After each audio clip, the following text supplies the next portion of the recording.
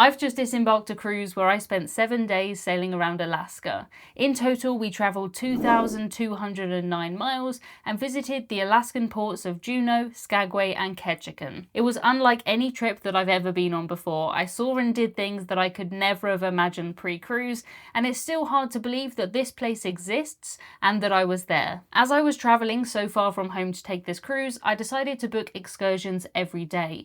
That meant that I would have an organised trip to look forward to, and I hoped that I wouldn't regret this decision. My aim was to see as much as possible, but I of course didn't want to feel as though I had left myself no free time to explore. In our first port of Juneau, I decided to book a dog sled excursion on Douglas Island. Last year I met a few sled dogs in Norway, but I didn't get the chance to go for a ride, so when I saw this one on the list, I decided this would be the time to do it. I can't imagine anywhere better to go on a dog sled than in Alaska. We sailed slowly into Juneau, watching these amazing views going by, and we arrived around 2:30 p.m. I could see the cable car and the seaplane, both of which are very popular things to do in the port. We were met just outside the cruise ship by the tour company, and we took a bus ride to the Musher camp. For me, just being in Alaska was so exciting. I could have spent hours looking at the tall trees. It certainly was a landscape that is very different from my home in England. Our tour guide told us a little bit about the history of the town and told us that Juneau is not accessible by road,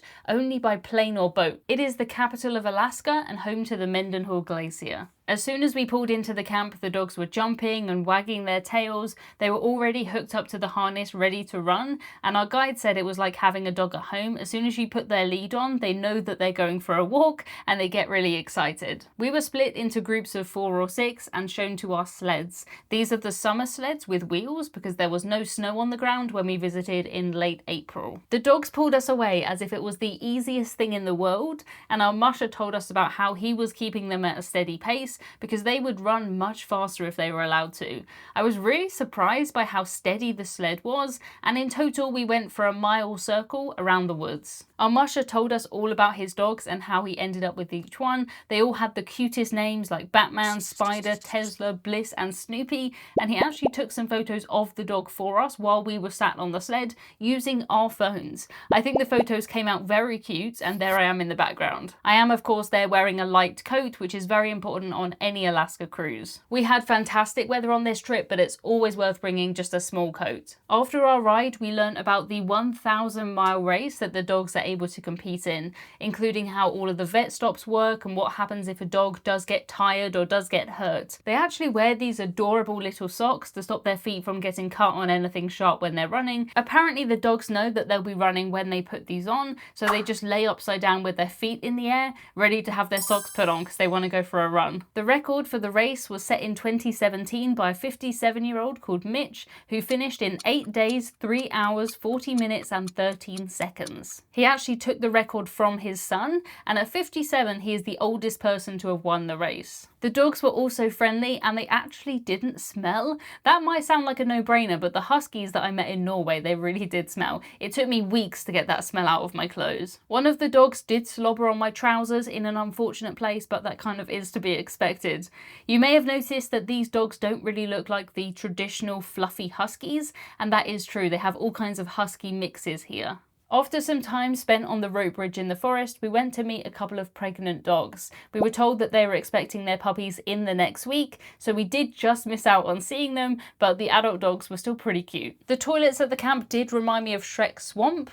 Let me know if you see it. I can't unsee it. On the bus, we were given a couple of options. Did we want to go back to the ship, or did we want to be dropped downtown? It was around 5 p.m. at this point, and we were due to be in the port until 10 p.m, so we decided to go for an explore. This was our first time wandering around a town like this, and we had a look in all the shops. There were great places to buy souvenirs and jewellery. We bought a few things before wandering back to the ship.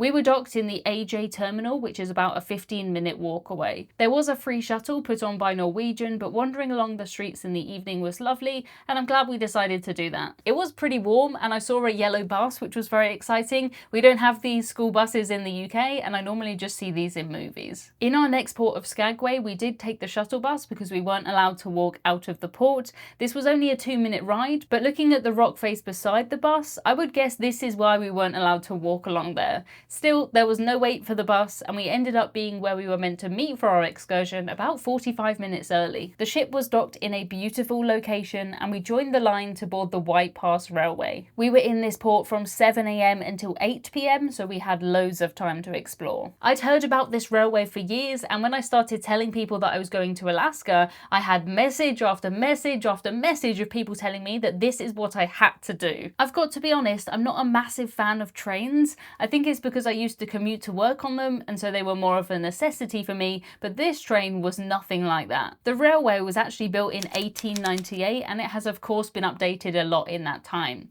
When we sat down, we were given a bottle of water, and we met our guide who would be with us for the whole train trip.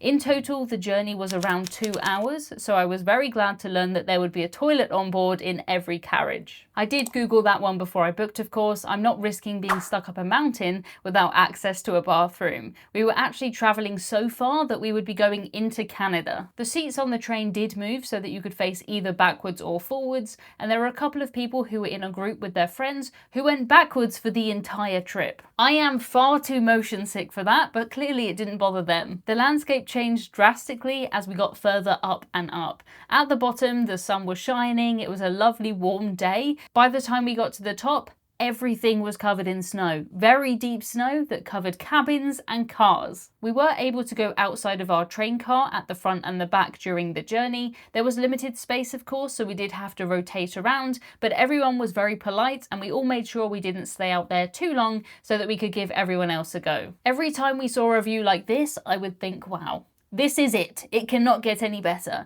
I'd go outside, I'd wave my camera around, and then bam, we would see something even more amazing. There was a brief second where I saw this bridge and I panicked. This is of course not used by the train. We weren't about to jump over the bridge like some sort of cartoon, but there were a couple of other bridges that we did go over. We also went through a few tunnels, and there were constantly things to look at. I was hoping to see a bear, but I didn't on this trip. We had the full day in Skagway, so we had plenty of time to explore the town when we got back.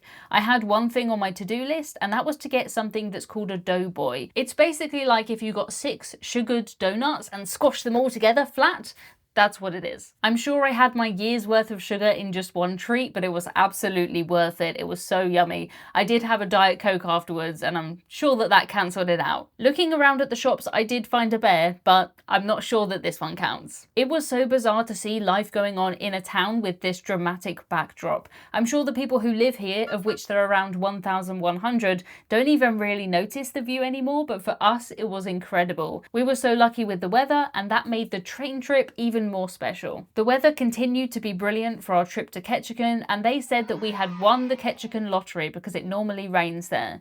We were only in port for the morning, so I booked a tour which I hoped would show me as much as possible. It was called the Eagles, Totems and Lighthouse Tour, and it would be on a boat owned by a local company. When we disembarked the ship in Ward Cove, we met our tour in a massive purpose-built building. It had totem poles, it had a little river, it had bears, wolves, everything. We bought a few souvenirs here, and I saw a sign for a Walmart shuttle which made me laugh. You may wonder why someone would want to go to Walmart, but we don't have Walmart in the UK, and I could spend hours just looking around at the things there. I don't think you would want to watch a video about Walmart, so I did book the boat tour instead. We were walked to our boat as a group and then introduced to the team that would be looking after us. The staff on the ship were incredibly friendly, they were very knowledgeable. We were actually last in line, so when we boarded, the top deck was full, so we sat downstairs. At first I thought that was a shame, but now I think that was the best decision. I'd recommend doing the same if you take a tour like this, because we had the whole of the bottom of the boat just for 7 of us. There were windows that opened, so we could still get great photos and videos, but we didn't feel the chill of the wind. We were able to go up to the top deck too, and we did do that towards the end of the trip, but I'm glad that we made the table down here our base. It was in here that we had some snacks, including Alaskan salmon, and I spotted an eagle. I am of course kidding, I suppose this is an eagle, but we did see some real ones too. I was amazed by how massive they were, and we got the chance to see some of their nests, which are apparently 4 to 6 feet across. We also ticked off totems from the list, and because they face the water, the ocean is the best place to see them from. This is the lighthouse, which isn't really what I expected, but I guess it does count. I was sort of thinking of a stripy, cartoonish lighthouse, but we did achieve 3 out of 3 things on this trip. Some of the best Alaskan scenery scenery was actually seen from our ship, Norwegian Encore. To find out what we got up to on board, including the wildlife we saw, and what it was like cruising through Glacier Bay, watch this video next. I'll see you there.